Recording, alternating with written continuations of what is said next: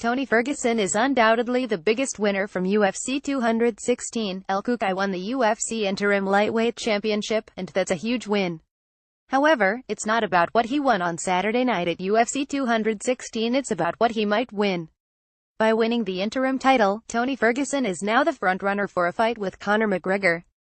Regardless of how you feel about McGregor's rightful place in the division, his skills, abilities or personality, McGregor is undoubtedly the most lucrative fight in all of combat sports now that Floyd Mayweather Jr. has stepped away for the second time. When McGregor returns to the UFC's octagon after his brief stint away from the sport, he'll surely return with more hype and media attention than ever before.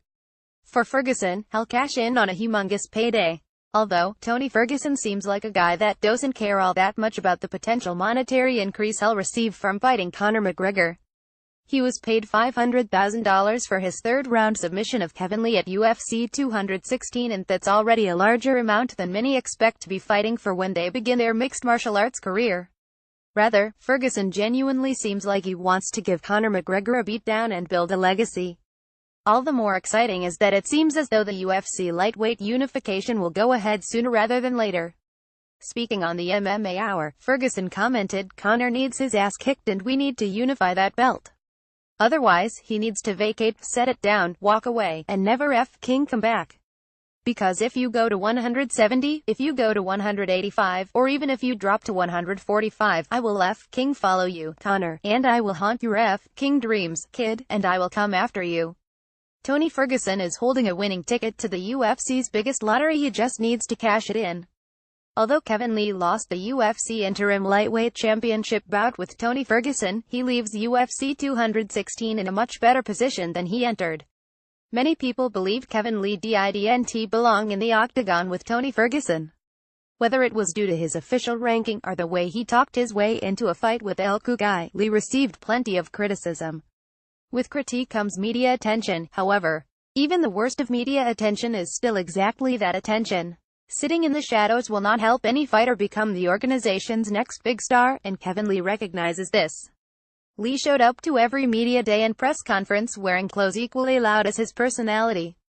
Put a microphone in front of Kevin Lee and he will say something wild and wacky enough that all the major media outlets will run stories on it.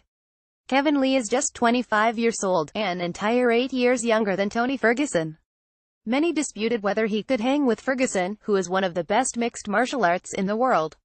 However, Lee proved every doubter wrong as he controlled Ferguson in the first round in both the striking and grappling exchanges. For now, Kevin Lee has time to reset and work his way back up to a title shot. It may take a good 1,824 months or more before Lee is even considered at the top of the division, but considering his personality and awareness of how to create publicity, he'll arrive in style.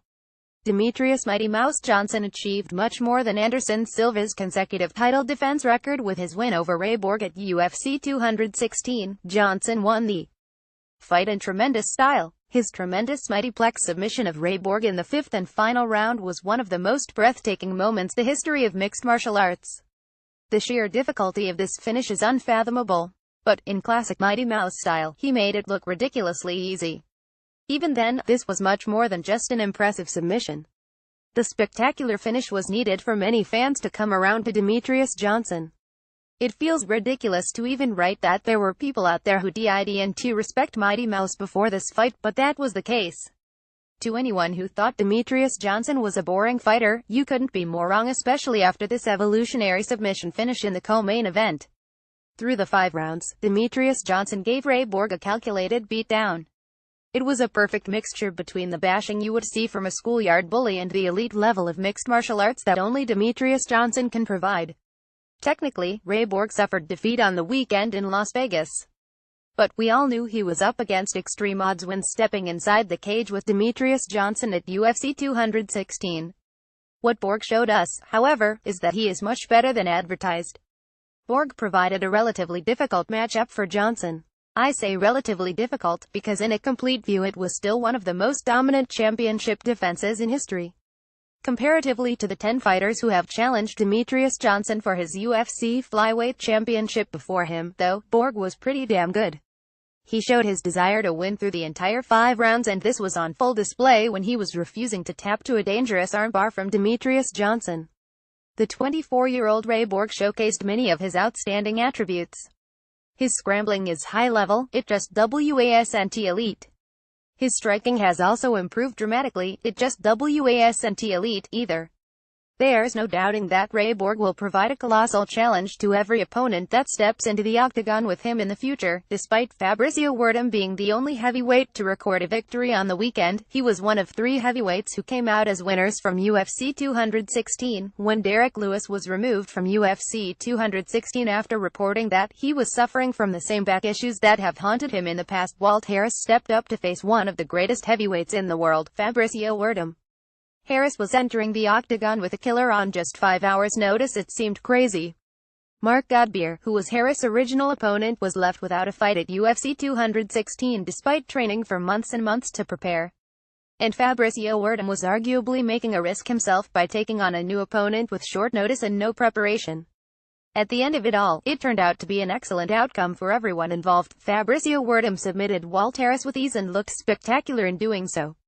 He didn't take any damage and received his guaranteed pay. Walt Harris, despite being submitted by Werdum, took no damage. He also was able to get a feel for what it's like to compete against the very best in the division. He received his salary. And for Mark Godbeer, he didn't compete and still received his salary. How's that for a good outcome? All 3 heavyweights came out of UFC 216 just as fresh as they entered it and received their full salaries. Want to share your opinion? Why not write for us? Previous post, next post, next.